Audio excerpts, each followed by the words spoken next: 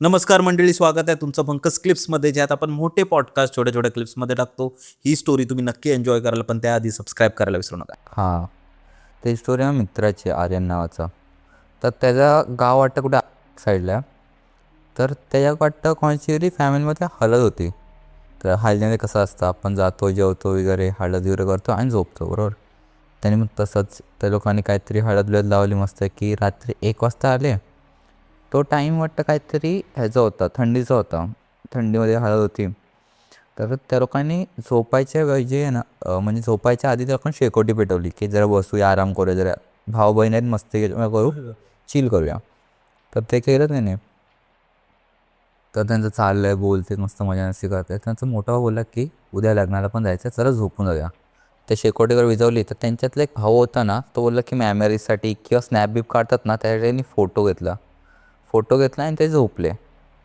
मग जर त्याने सकाळी उठून ते फोटो बघितलं ना, तर बघतोय तर काय, ते ते लोक बसलेत खाली. तो उभा राहून कोणतरी त्यांना बघतोय आणि तो फोटोमध्ये आहे.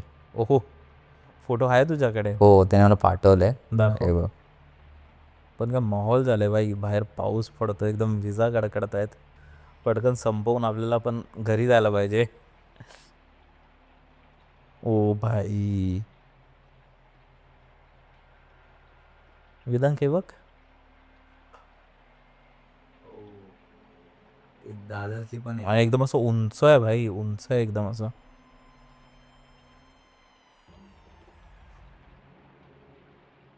दादरला एक बिल्डिंग आहे. तर एक माणूस असतो, तो आहे ना, असं पिऊन जातो बिल्डिंगमध्ये त्या. तो वाटतं त्याचा कोणतरी दादा तिकडे राहत असतो, दादा तिकडे राहत असतो त्या बिल्डिंगमध्ये. आणि तो वाटतं आजारी असतो, प्यायला माणूस आजारी असतो खूप. तर तो पिऊन परत दादाच्या घरी जातो, दरवाजा ठोकतो, दादा दरवाजा उघडत नसतो. ह्याला वाटतं वॉशरूम आले असतो जोरात. हा नशा धुनमध्ये ह्याला काय माहीत नाही. तर त्यांची लिफ्ट असते, तर ती लिफ्ट बंद असते. तो तिकडेच वॉशरूमला बसतो.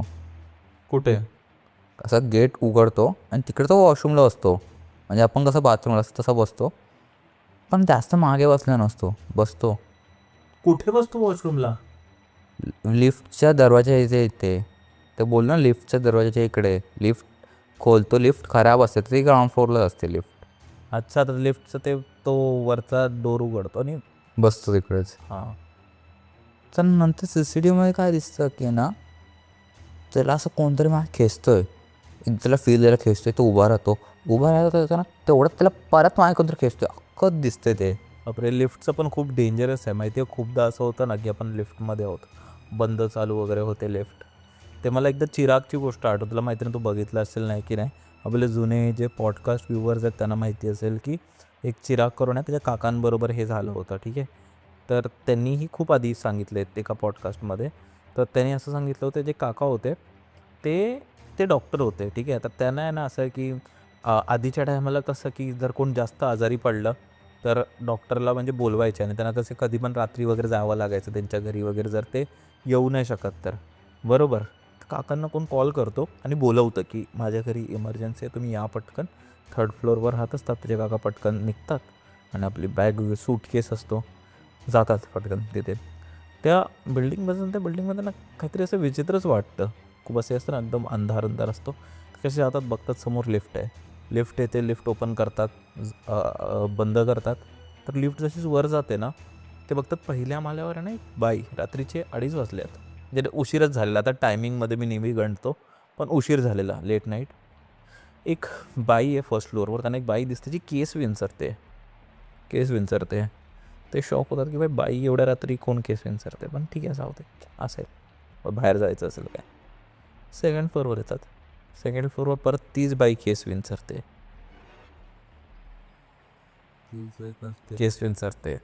थर्ड फ्लोअरवर येतात.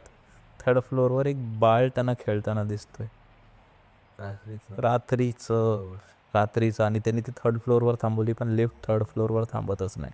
ती फिफ्थ फ्लोअरवर थांबते, ते फोर्थ फ्लोअरवर थांबते लिफ्ट. 4 माळ्याची जोडी, फोर्थ फ्लोअरवर थांबते लिफ्ट. ते त्यानंतर दादर बोलतात ना, शिड्याने खाली हां, उतरतात. दादऱ्याने खाली उतरतात. आणि त्यानंतर त्यांनी कधीच लिफ्टचा वापर केला नाही. एवढं भयानक दिवस ते होतं इन्सिडेंट तसा. म्हणजे तीच बाय त्यांना सेकंड फ्लोअरला लावून दिसते. हां, ते एक हॅल्युसिनेशन होतं की काय माहिती नाही, पण तसं होतं. तसं मूवीमध्ये बोलतात ना की काय काय जे उंच बिल्डिंग असतात त्यांना 13व्या लिफ्टच नसते. 13वा माळाच हाच नसतो. नसतो हां. म्हणजे 13वा माळा असतो, पण त्याला 14वा फ्लोअर ते लोक सांगतात. ओ. असं आहे. व 13 माळा एकदम असं एकदम कर्स्ड नंबर आहे असं म्हणतात ते. पण तू बघशील तर माझी बर्थ डेट पण 13 आहे आणि लवकरच माझा बड्डे येत आहे. तर मला समजत नाही की जर एकदम असा श्रापित नंबर आहे तर असं वाटतं की 13च काय, बट ठीक आहे जाऊ दे. मला आहे ना एक जसं तू बोललास की खूप बिल्डिंग्समध्ये तसा नंबर नसतो. त्यावरून मला हेही आठवलं आहे की अ, एक एक सबरेडिट आहे, मी वाचत होतो.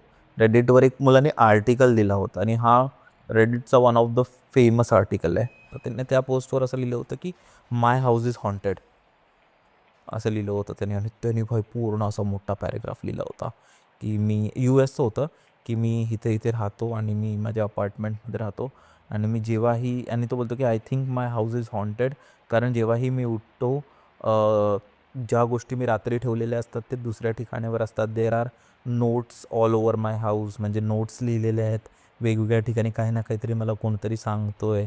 आणि दुसऱ्या दिवशी जेव्हा मी उठतो तेव्हा बघतो की सगळं काही एकदम खराब झालं आहे आणि कोणतरी आहे, तो बोलतो कोणतरी माझ्या घरी आहे किंवा कोणतरी मला स्टॉक करतो आहे. कारण त्या ठिकाणी US ला वगैरे असे लोक स्टॉक पण करतात, रात्री घरी घुसतात. एक तर असं पण मी वाचलेलं होतं की एक माणूस त्यांच्या माळ्यावर 6 महिने राहिला होता किंवा खूप टाईम राहिला होता. अशा पण भरपूर गोष्टी असतात. तर तो बोलतो की I think someone is talking me or someone is living inside my house, किंवा कोणतरी घोस्ट आहे असं तो बोलतो. आणि पूर्ण आर्टिकल असतं आणि पूर्ण लोक असे होतात त्याच्यावर खाली त्याच्यावर खाली लोक कमेंट वगैरे करतात की you should check the house, असो तसो तसं असं फुल ऑन लोक त्यांच्या स्टोरीज सांगतात की हे त्यांच्याबरोबरही होतं की जेव्हा ते झोपतात एक गोष्ट हिकडची गोष्ट तिथे ठेवलेली असते, एक इकडचं सामान तिथे ठेवलेलं असतं. आणि तो बोलतो की कोणतरी नोट्स लिहून मला रात्रभर सांगतो. दुसऱ्या दिवशी जेव्हा उठतो तेव्हा मी नोट्स बघतो ज्यात मला हे करायचं आहे, ते करायचं आहे, तू असं कर, तू तसं कर, तू तसं कर, हे सांगितलेलं असतं. त्याच्याखाली कमेंट होती, can you please install a carbon monoxide indicator. ते काय असतं? तर असं होतं की ना की खूप सारे असे आपल्या गॅस थ्रू आणि काय होतं घरचं एकदम बंद असतो ना, तेव्हा आपल्या घरी कार्बन मोनॉक्साईड इमिट होतं. ते कुठून होतं माहिती नाही, पण फ्यूलनी होतो, गॅसनी होतो, बऱ्याच गोष्टींनी ते होऊ शकतं. आणि ते इंडिकेटरमध्ये हे समजलं की जेव्हा तो रात्री झोपतो ना, म्हणजे सगळं दरवाजे वगैरे खिडकी बंद करतो ना, कार्बन मोनॉक्साईडचं लेवल प्रमाण एवढं वाढतं त्याच्या घरी की त्याच्यामुळे तो हॅल्युसिनेट होतो. म्हणजे ते ते कार्बन ऑक्साईड, कारण ते श्वास घेऊन त्याला तो बोलतात ना हॅल्युसिनेशन होतात त्याला. स्वतःच रात्री उठतो, इकडच्या गोष्टी तिथे ठेवतो, अर्धं काम करतो, दुसऱ्या दिवशीला आठवण राहावी म्हणून ते गोष्ट लिहितो आणि परत झोपून जातो. आणि दुसऱ्या दिवशी जेव्हा उठून ते हे सगळं बघतो तर तसं आहे. तर तेव्हा माहिती पडतं की कार्बन मोनॉक्साईड. आणि मग ते जेव्हा तो फिक्स करतो त्याच्या खाली जर कमेंट होतं की ऑल फिक्स, काहीच नाही आहे, गेलं भूतभीत काय नव्हतं, फक्त हे होतं, ऑल गुड ऑल गुड, मस्त मीच होतो. तर तसे पण खूप लोक असतात. म्हणजे मला वाटतं की ह्या ज्या हॉरर स्टोरीज आहेत ना, हे 90% मला वाटतं अशा बनवलेल्याच असतात. की जसं बोललो ना की ते माझ्या मित्राचे पप्पा होते, त्यांना असं दिसलं की कोण बाई उडी मारते, बरं तेही असू शकते खूप झोपेत होते, असू शकतं काही असू शकतं, की म्हणजे माहिती नाही यार. मला वाटतं की ती बाई दुसरी असेल आणि ही बाई दुसरी असेल, माहिती नाही. तसे असताना मला वाटतं की आणि त्या गोष्टी अशा असतात ना जे वाढवल्या जातात. आता मी बघतो की आपले बरेच व्ह्यूवर्स आहेत, बरेच जे आपले रेग्युलर व्ह्यूवर्स आहेत त्यांचं असतं की बाबा अरे तुम्ही रिअल स्टोरी घ्या, अरे तुम्ही अशा खूप स्क्रिप्टेड स्टोरी असतात. तर त्यांना मला हे सांगायचं आहे की तुम्ही लहानपणी जेव्हा आपण लहान होतो तेव्हा आपली आजोबा आपल्याला नेहमी एक गोष्ट सांगायची की अरे मी भूताबरोबर कुस्ती केली आहे, किंवा तर तुम्ही विचार करा की ते आहे का? भूताबरोबर आपले आजोबा कुस्ती करू शकतात का? नाही, म्हणजे ते कसं करणार कुस्ती, तुम्ही बघितलं आहे का? तर ह्या ज्या गोष्ट स्टोरी जेव्हा आपण किंवा आपण पिक्चर बघतो, बॉलिवूडचा कोणता पिक्चर बघतो, तर ते आपण बघतो की बोलतात ना, किंवा आपण बॉलिवूडचा पिक्चर बघतो त्यात आपण बघतो की काहीही होतं आहे. हिरो मरतोय, हिरोईन उठते, काय होतंय, पुनर्जन्म होतोय, पुनर्जन्म मग त्याला तीच बायको पाहिजे. हे खरं नाही आहे, हे गोष्टी आहेत. तसं ह्या ज्या पॅरानॉर्मल ज्या गोष्टी आपल्याकडे येतात ना, ह्याच्यात मला वाटतं 10% रिॲलिटी असते. कारण रिॲलिटी आहे, कुठे ना कुठे लोकांना जाणवतात. आणि ह्याच्यात आपण खूप जसं मी तुला बोललो ना की जे ते डॉक्टर होते त्यांनी सांगितलं हे त्याच्यावर रिअल घडलं आहे. त्यांचे कलिग्सने त्यांना सांगितलं की तू आवाज नको देत जाऊ. तर अशा गोष्टी आज ज्या रिअलसुद्धा आहेत. आणि अशा गोष्टी आहेत की जी एक रिअल असेल ना तर लोक त्याला थोडं मीठ मसाला लावून लावून मोठं पण करतात. पण तीच तर त्याची मजा आहे.